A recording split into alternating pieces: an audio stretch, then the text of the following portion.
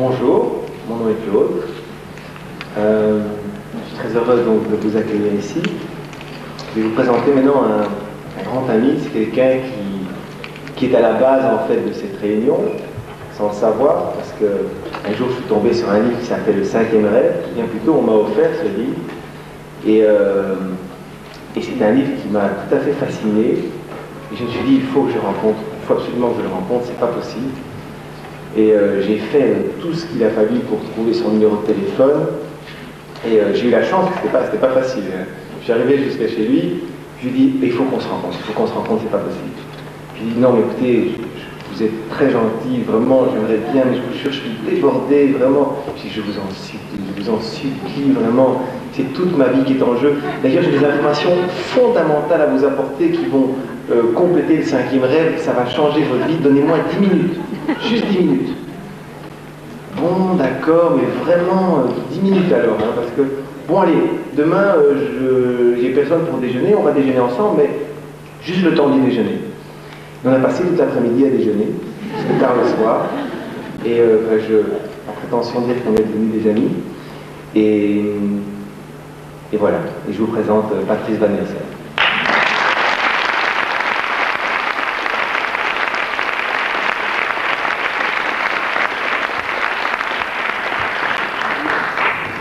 Merci Claude. Bonjour tout le monde. Versaillaise, Versaillais.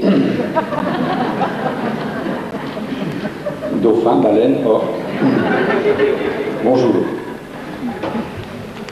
D'abord, je voudrais remercier au nom du public français tous ces nobles voyageuses et voyageurs au long cours qui arrivent d'un peu partout sur la planète pour nous raconter comment un peu partout, dans différents lieux, dans différents spots, comme ils disent, se noue en ce moment l'un des visages les plus intéressants de ce que le prix Nobel Ilya Prigogine appelle la Nouvelle Alliance. Et puis je voudrais vous saluer, vous, qui êtes là et qui faites partie, d'une manière ou d'une autre, de cette Nouvelle Alliance aussi. Il me semble que le grand enjeu du siècle qui vient est de réconcilier, ou en fait plutôt on pourrait dire de concilier, parce que quand on y réfléchit, ils n'ont jamais été amis, la technosphère et la biosphère. La technosphère, c'est facile, c'est nous, ou plutôt ce sont nos outils, depuis en fait la pierre taillée jusqu'au réseau Internet. Ça c'est la technosphère. Elle a de plus en plus de place, on le sait bien. Et la biosphère, c'est quoi? On pourrait imaginer une conférence comme celle-ci où à la place des dauphins, il y a des bactéries. En fait, la biosphère, ce sont d'abord des bactéries. Et on pourrait en parler des heures, et ça serait génial, parce que les bactéries, vous connaissez, c'est épatant. D'abord, ce sont nos ancêtres, nos grands ancêtres numéro 1, sont toujours là. Ils sont toujours là, elles règnent sur la planète, ce sont elles vraisemblablement qui régulent l'atmosphère. Vous savez pourquoi est-ce qu'il y a 21% d'oxygène dans l'atmosphère? C'est sans doute à cause d'elles, on n'en est pas sûr, mais il y a une forte chance. Ce sont elles qui régulent le taux de salinité des océans. Enfin, c'est leur planète, elles sont là depuis 3 milliards d'années. Hein. On est tout nouveau. Et le problème, c'est qu'il n'est pas très facile de dialoguer directement avec les bactéries. En fait, on est en rapport permanent. Elles sont dans vos intestins en ce moment même. Elles font tout le travail. Dans nos fosses septiques aussi. Elles peuvent nous rendre malades. Et ça, ce sont des chercheurs américains qui l'ont montré dans les années 50, c'était très 50 comme type de recherche. Elles sont sensibles à nos émotions, puisque en branchant un détecteur de mensonges sur les bactéries d'un pot de yaourt, et en regardant méchamment ce pot de yaourt, le détecteur de mensonges montrait qu'il y avait une émotion. C'est sérieux ce dont je vous parle. Donc, il y aurait moyen. Il y aurait moyen. Mais en réalité, je crois que les bactéries se fichent de nous, complètement. Et puis enfin, nous sommes nous, et puis il n'y a pas de raison de ne pas être fiers aussi, d'être nous-mêmes. d'être des humains, parce que, je sais pas, chacun de nous, lorsqu'il est né, a quand même un jeu de cartes assez intéressant, finalement. Et, vous savez, le grand ethnologue Claude Lévi-Strauss, quand on lui demandait à quoi servaient les sciences humaines, a dit qu'en fait, les sciences humaines, fondamentalement, avaient servi non pas à constituer, mais à dissoudre l'idée même d'humain. Et ce sont ces humains-là, complètement dissous à l'heure actuelle, par les sciences humaines, entre autres, qui ont un besoin urgent de passer une nouvelle alliance. Alors, quand on a demandé à Claude Lévi-Strauss, il n'y a pas longtemps, c'est un article que j'ai trouvé l'autre jour, tiens, on lui a demandé en 83, en réalité, déjà un peu à la fin de sa carrière, et c'est un chercheur au CNRS qui s'appelle Claude Macherel, qui lui a dit, mais en fait, c'est quoi votre plus grand rêve? Et il a dit, ce serait de pouvoir communiquer avec un animal. La mélancolie, c'est de me sentir coupé de l'essentiel de la création et d'être resté, comme tout un chacun, cantonné dans ce petit fragment qui est représenté par l'espèce humaine, alors qu'il y a en dehors d'elle tant d'autres choses qui mériteraient d'être connues. Voilà. Claude Lévi-Strauss dit « Nous sommes si seuls ». Et ça, c'est vraiment, je trouve, le paradoxe de la pensée moderne. Parce que, d'un côté, les modernes, vraiment les modernes depuis, vous voyez, enfin, Copernic, Darwin, Freud, on dit qu'ils ont descendu l'humain de son piédestal, n'est-ce pas? Ils se prenaient pour le centre de tout, et en créant la triple blessure narcissique, c'est-à-dire que Copernic a montré qu'on n'habitait jamais que dans une planète de banlieue, Darwin a dit qu'on était juste des cousins du singe, et Freud a dit que notre conscience n'était jamais qu'une espèce de machin complètement téléguidé par autre chose sur lequel nous n'avons aucun contrôle. Et cette triple blessure narcissique devrait normalement conduire les modernes à se réconcilier donc avec la nature, puisque finalement on n'est jamais que des enfants de la bonne mère nature. Mais non, parce que en même temps, si vous leur dites ça, ils vont vous accuser de tous les maux, ils vont dire que vous êtes un obscurantiste New Age qui amalgame tout et qui ne comprend pas qu'en réalité la culture est quelque chose de décisif en ce qui nous concerne et que nous ne pouvons pas revenir à la nature. Je pense que les modernes, les grands chercheurs modernes sont fantastiques, mais ce sont des gens quand même très déprimés.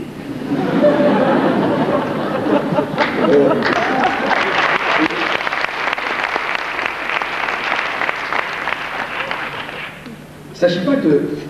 Alors là, ça c'est donc c'est parce qu'on est en France, et donc je m'excuse auprès de nos humblement auprès de nos invités qui arrivent du monde entier. Il y a un petit désamorçage français à faire. Voilà. J'ai dit à Claude, c'est pour ça qu'il n'a pas eu de sponsor français, de sponsor japonais, je lui avais expliqué. Parce qu'il ne s'agit pas de ne pas tenir compte des avertissements que nous donnent ces grands lettrés, ces grands sages, typiquement français ou européens. Quand nous disons nouvelle alliance, quand nous parlons d'une alliance post-moderne, d'une alliance même New Age, même si en utilisant ce mot qui est très très très mal lu ici. Bien sûr, tout de suite il y a des peurs très classiques de la part de ces modernes, et en particulier dans ce pays. De quoi ont-ils peur? L'homme dont ils disent que les sciences humaines l'a dissous, cet humain dont ils ont même dit qu'il était mort, après avoir dit que Dieu était mort, on a dit que l'homme était mort, cette humanité, nos grands penseurs, ils y tiennent évidemment, et ils ont bien raison, ils y tiennent très fort, ils y tiennent même de manière, on pourrait dire, irrationnelle, et ils ont peur qu'en proposant une nouvelle alliance avec la nature, nous oublions l'homme, tout simplement. On peut résumer brutalement ce que craint l'intelligentsia française et l'intelligentsia occidentale, plus largement, c'est qu'elle se rappelle que les nazis disaient aussi qu'ils adoraient la nature. Et ils disaient que la nature, c'était la loi de la jungle. Aux États-Unis, il y a en ce moment un livre qui est typiquement occidental, comme ça, qui a cette heure-là, qui s'appelle, je crois, Dolphin, the End of the Myth. Et ce livre-là explique que les dauphins, en réalité, c'est des espèces de carnassiers qui bouffent leurs petits, qui se groupent à plusieurs adolescents pour violer les dauphines, et que c'est pas du tout ce qu'on va vous raconter dans cette conférence. La grande erreur de ces gens qui ont cette peur nazie, on pourrait dire, c'est qu'ils ne connaissent pas en réalité la nature. Ils ne la connaissent pas, ils en ont une vision complètement caricaturale, parce que la nature, dans son ensemble, et même à la limite, on pourrait dire, je vous parlais des bactéries, c'était sérieux. En réalité, même si on l'étudie au niveau des bactéries, ce n'est pas du tout... où la loi de la jungle n'est pas la loi du plus fort qui bouffe tout de suite, genre ce qui se passe dans l'économie aujourd'hui, qui se prétend être la loi de la jungle, genre Bouygues va manger toutes les autres boîtes de travaux publics en France, ou toutes les autres boîtes de télécommunications, etc. Et ils s'imaginent qu'ils sont réalistes et que c'est comme ça que fonctionne le vivant. Pas du tout. Quand quelquefois il est arrivé sur la planète que les choses fonctionnent comme ça, mais ça a été l'élimination de la vie. Quand une espèce prédatrice s'est mise à bouffer toutes les autres, on sait très bien que c'est pas comme ça que ça marche. En réalité, la vie a fonctionné beaucoup plus par symbiose, par osmose, par parasitage aussi, mais globalement beaucoup plus par coopération, même si, comme dit Gary Snyder, cette coopération se passe de temps en temps par « je t'aime, je te mange », c'est sûr. Mais pour le dire en termes humains, il y avait un grand socialiste dans ce pays qui s'appelait Jean Jaurès. Et au début du siècle, Jean Jaurès disait « Un peu d'internationalisme vous écarte de l'amour de votre pays, mais beaucoup d'internationalisme vous ramène à l'amour de votre pays. » Et moi je dirais un peu la même chose pour la nature. Si vous étudiez un peu la nature, si vous l'aimez un peu, comme font finalement, comme pas mal de ces savants, vous vous êtes peut-être écarté de l'homme.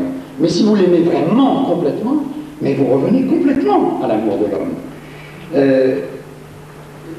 Je dirais, moi il y a une chose qui me frappe beaucoup chez les scientifiques, c'est que depuis pas mal d'années, on dit que la science a désenchanté le monde. Déjà, c'est un thème courant. Et je ne comprends pas de quoi ils veulent parler, parce que moi, j'ai fait un peu d'études scientifiques, mais pour moi, la science a complètement réenchanté le monde, au contraire. Il m'a, comment dire, fait renouer avec un sentiment de merveilleux devant la nature. Et il faut dire que ça, les plus grands scientifiques l'ont toujours su. Einstein, par exemple, il a une phrase fameuse où il dit « Plus je découvre, plus je m'émerveille, plus je m'émerveille, plus je m'incline, et plus je m'incline, plus je découvre. » C'est un cercle incroyable. Cette nouvelle alliance dont je parle, nouvelle alliance avec la nature, cette alliance qui était quand même prônée par un homme qui n'était pas du tout un imbécile et qui s'appelle Ilya Prigogine, cette alliance, elle passe par des verbes. Elle passe par le verbe s'émerveiller, elle passe par le verbe s'incliner, et elle passe par le verbe remercier. Ce sont des verbes que les humains ont conjugués pendant des milliers et des milliers d'années. Si vous discutez avec ceux qui sont encore les représentants des traditions primordiales, des traditions qui ont soutenu l'humanité pendant des milliers et des milliers d'années, et qui vont être heureusement représentés dans cette conférence, venant par exemple d'Australie, ils auraient pu venir d'Afrique, ils auraient pu venir d'Asie, d'Amérique ou d'Europe d'ailleurs, eh bien, ils connaissent très bien ces verbes-là, et ils sont frappés par le fait que, par exemple, le verbe remercier n'est pas vraiment souvent conjugué chez nous. Remercier pour avoir bu un verre d'eau, remercier pour un rayon de soleil, remercier pour... Remercier. Il y a, je crois, un verbe en Inde, c'est namasté. C'est un mot, c'est pas un mot fasciste, c'est pas un mot obscurantiste, c'est pas un mot qui va nous faire revenir en arrière. L'intelligentsia n'a pas à craindre cela. C'est pas un mot d'esclave, c'est pas un mot, c'est un mot d'individu libre, c'est un mot, et à mon avis c'est l'inverse, c'est-à-dire ne pas s'émerveiller, ne pas s'incliner, ne pas remercier, ça c'est humain, et ça doit changer. Quand tout à l'heure, la représentante de l'Australie, qui est celle qui a fondé ce cycle de conférences, Et la représentante du Japon qui me disait le Japon est en pleine transformation, vous vous rendez compte, il y a encore quelques temps, ils mangeaient des dauphins, c'était un plat courant, et puis maintenant, ils vont jouer avec eux. En même temps, Jim Nolman, qui est ici, qui est un grand ami, vous dira de quelle façon se sont passés les contacts au début, quand les écolos, plutôt anglo-saxons, ont débarqué au Japon, avec un côté un peu missionnaire, un côté un peu inconscient de l'autre, quand ils ont voulu convaincre des pêcheurs japonais d'arrêter de tuer des dauphins, alors que ces dauphins-là étaient considérés par les Japonais comme simplement des concurrents qui venaient bouffer les thons, je crois, ou les autres poissons. Et les Australiens, les Néo-Zélandais, les Canadiens, peut-être aussi les Européens, enfin, c'était surtout des Anglo-Saxons des Nouveaux Mondes, qui sont arrivés au Japon et qui ont essayé de convaincre les Japonais. Les Japonais n'ont pas aimé du tout. Et il y a eu plusieurs rencontres entre eux. Alors Jim, de ce point de vue-là, était vraiment un homme très fin et qui arrivait à rentrer dans les nuances entre les cultures. Il a fait partie à un moment donné d'une délégation auprès du ministère japonais des pêches, où on leur a dit, attendez, alors si nous comprenons bien, vous êtes maintenant devenus des adorateurs du dauphin. Alors, bon, ok, admettons. Je dis, alors, bon, moi j'ai des amis indiens, d'Inde, qui sont des adorateurs de la vache. Que diriez-vous si nous débarquions à Chicago, devant le fameux abattoir, et que nous disions que c'est pas possible, stop, arrêtez, enfin, on se pourrait jeter dehors. Et donc, il a fallu un esprit très, très positif. Vous l'avez vu, elle a une façon très positive d'aborder les choses, et c'est vrai que au Japon, un certain nombre de baleiniers, de gens donc, qui vivaient de tuer des baleines, se sont aperçus, mais assez intelligemment, que des baleines, il n'y en aurait bientôt plus beaucoup. Et que plutôt que de tuer les dernières, on pourrait peut-être les préserver. Et puisqu'on connaissait très bien les chemins où elles vont, puisqu'on est baleiniers de père en fils depuis longtemps, on embarque, on convertit les bateaux, il n'y a plus de harpons, il y a des caméras, on met des touristes à bord, on les amène sur les lieux et on continue à vivre comme ça, bien et d'une manière pacifique. Et les choses peuvent se faire d'une manière naturelle. Là, j'ai l'air d'être un peu cynique comme ça, mais en réalité, c'est une façon réaliste de voir les choses. Il faudrait que je conclue peut-être, je ne sais pas, j'ai pris beaucoup de temps. Moi, je trouve qu'on a une chance inouïe.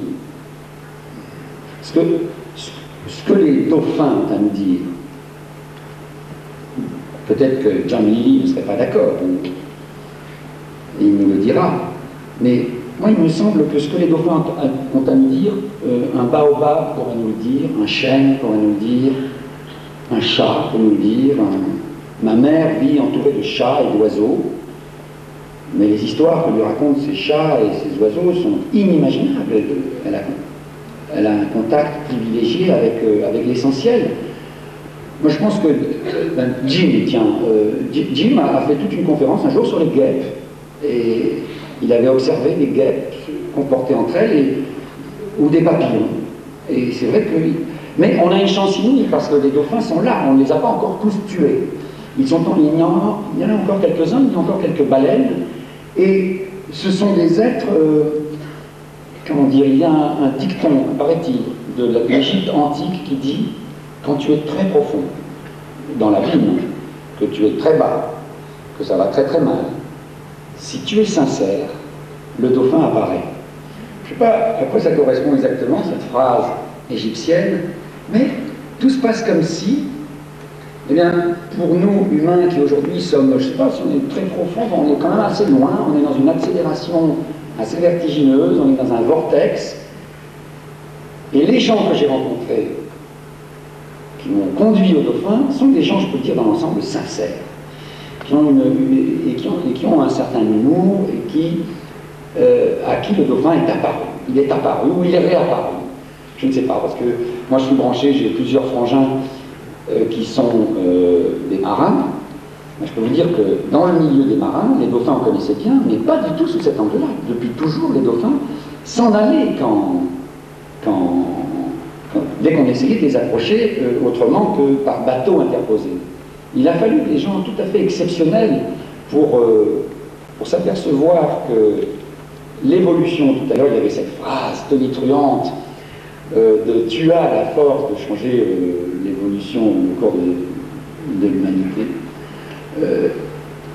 De manière très modeste, on pourrait dire que dans les lieux précis où des gens comme Jacques Mayol, Jim Nolman, Paul Spong, Horace Dobbs et tous les autres ont noué un contact avec les cétacés, bien quelque chose de nouveau est apparu, comme si c'était apparu de nouveau même pour eux, comme si dans leur évolution à eux qui existe depuis 20, 30, 40 millions d'années, il y avait encore une élasticité, une plasticité.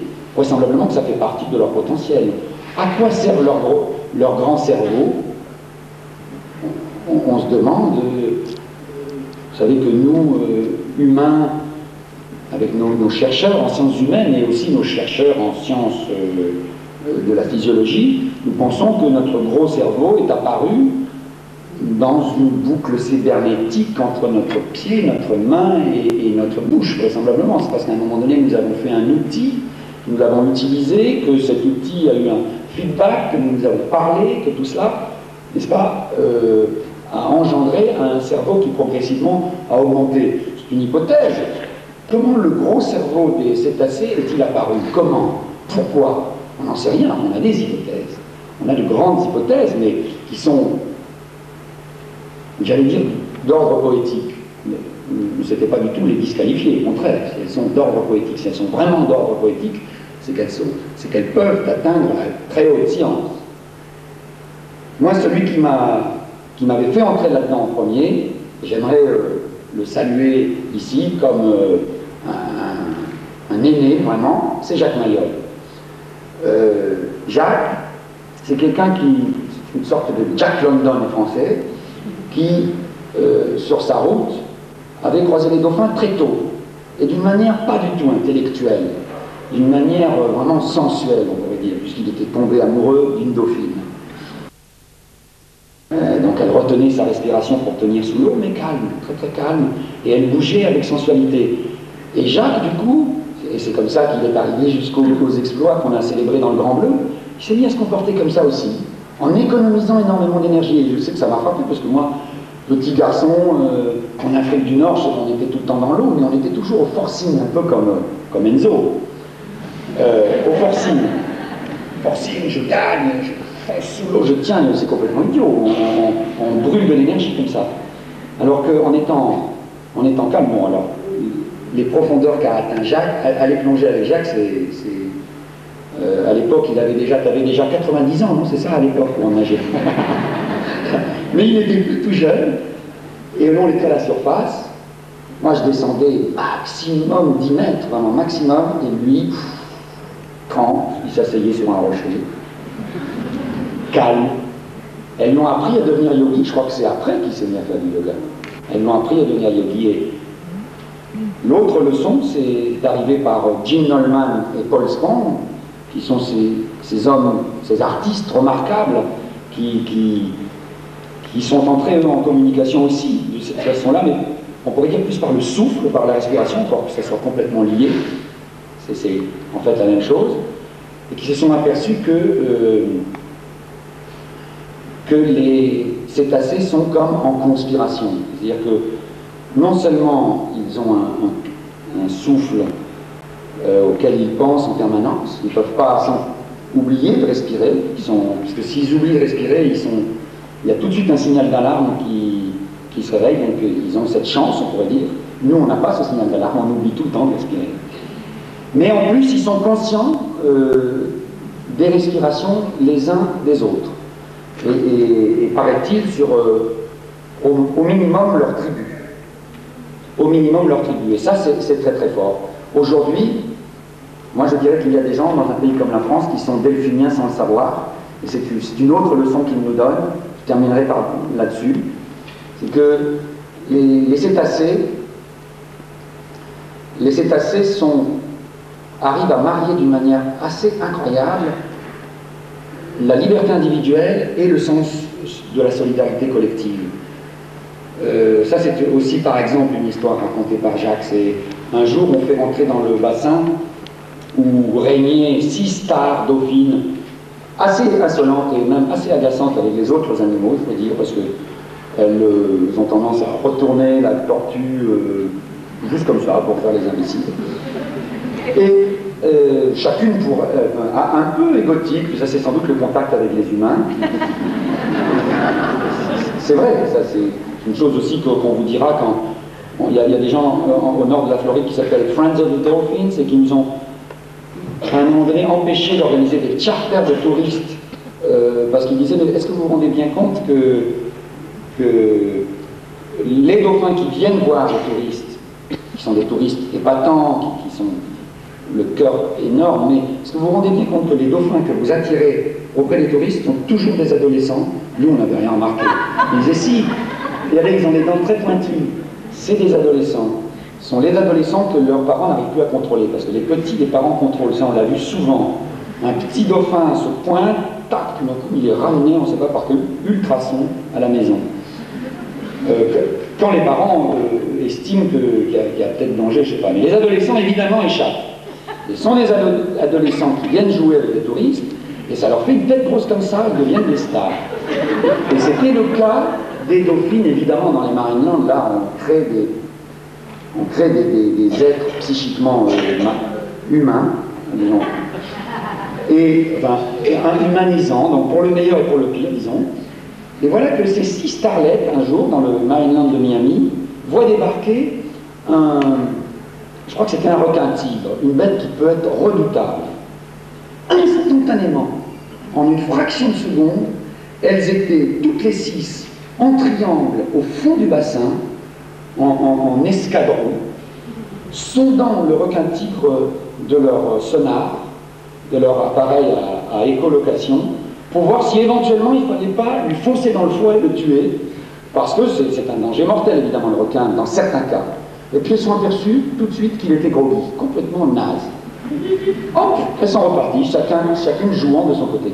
Et donc évidemment c'est un rêve, une utopie. Imaginez, on est là, chacun, dans un wagon de métro.